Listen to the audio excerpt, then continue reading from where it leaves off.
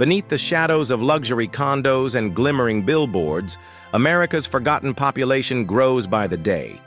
Along sidewalks, beneath overpasses, and in vacant lots, small tents rise up like scars across the landscape.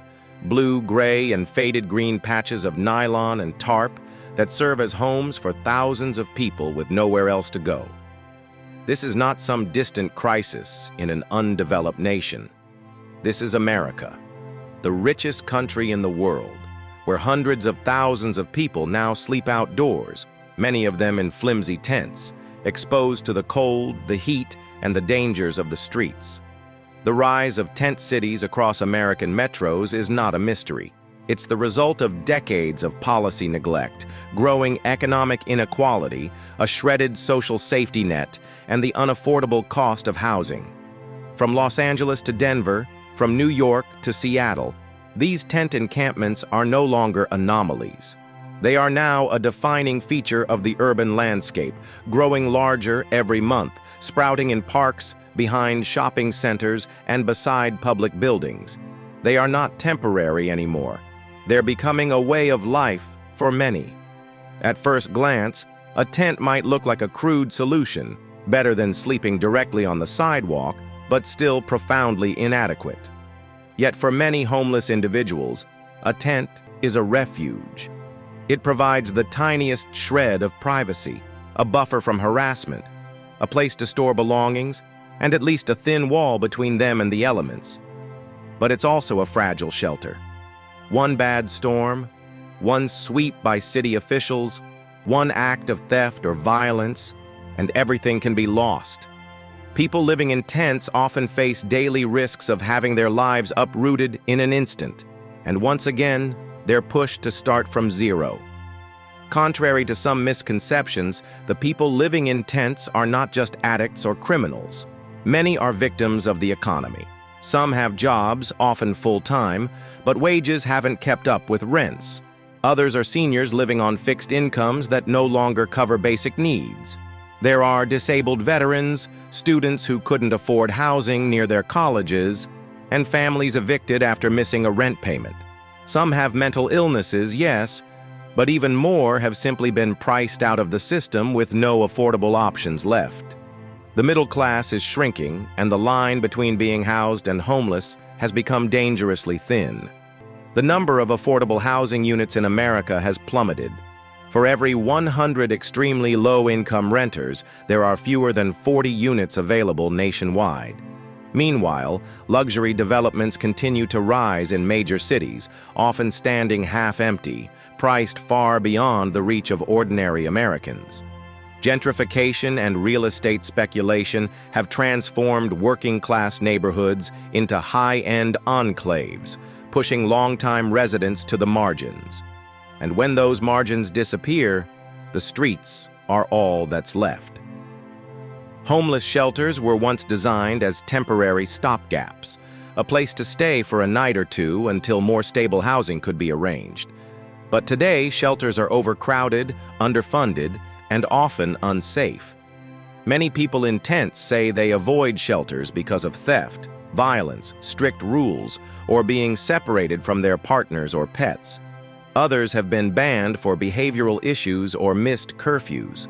With no viable shelter option, the tent becomes the only form of housing they can count on, even if it means freezing in the winter or baking under the summer sun. Tent encampments aren't just an eyesore to some, they're a political lightning rod. Local governments struggle with public pressure to clean up the streets while also facing lawsuits when they conduct violent sweeps. The typical response is reactive, not preventative. Encampments are dismantled, often without proper notice. People are told to move along, but never told where to go. Belongings are trashed, medications are lost. And then the cycle begins again. Another patch of land, another tent, another set of rules. This cycle is brutal not only physically, but emotionally. Living in a tent means living in constant uncertainty. You don't know if today is the day your makeshift home will be destroyed. You don't know if you'll be robbed, arrested, or assaulted. You don't know if you'll get sick and have no way to recover. The mental toll of this instability can be crushing. Depression, anxiety, and PTSD are common. Many turn to drugs or alcohol not out of hedonism, but out of desperation to numb the pain. There is a cruel irony in how much energy cities spend on removing tents instead of removing the causes of homelessness. Bulldozers clear encampments while affordable housing projects languish in planning departments. Police enforce loitering laws while millions of dollars in federal aid go unused. Public bathrooms are locked, public benches are made unsleepable, and libraries limit access to keep the unhoused away. It's not a housing strategy, it's a containment policy. Yet amid the chaos, people adapt. In some tent communities, there are shared kitchens, makeshift security patrols, and communal rules. People share food, charge their phones using solar panels, and look out for one another. These small acts of community stand as a testament to human resilience. They are powerful reminders that even among those cast aside, solidarity still thrives. But we should never mistake resilience for acceptance. No one wants to live in a tent. No one dreams of a life in an alley, behind a shopping cart, with the threat of eviction looming every hour. What people want is stability. A door they can lock, a bathroom they can use, a bed that isn't at the mercy of weather, police, or strangers.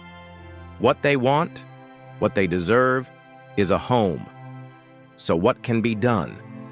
The answer isn't easy, but it isn't impossible. It starts with treating housing as a human right, not a privilege.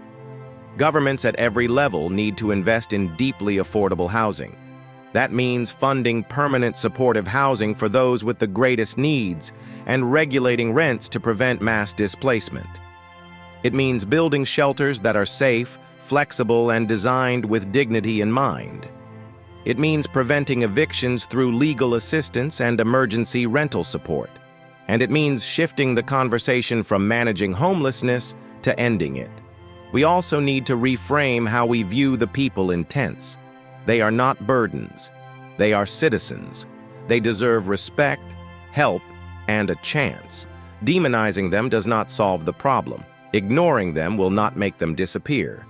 They are a symptom of a broader sickness in our system, a system that values profits over people and development over dignity. In the richest nation in human history, it is unacceptable for anyone to be living in a tent unless they choose to do so recreationally. The tents we see on the streets are not symbols of laziness or failure. They are cries for help in a society that has allowed too many to slip through the cracks. They are signs of a housing system that is broken, a mental health system that is crumbling, and a political system that too often puts short-term optics over long-term solutions. Every tent holds a story. A person who once had a home, a job, a life like anyone else. A person who still has hopes, dreams, and the desire to belong. Until we address the root causes, poverty, inequality, addiction, and a lack of affordable housing, the tents will keep coming, and the crisis will only get worse. But it doesn't have to be this way.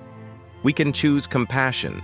We can choose investment. We can choose to build a country where everyone has a safe place to sleep.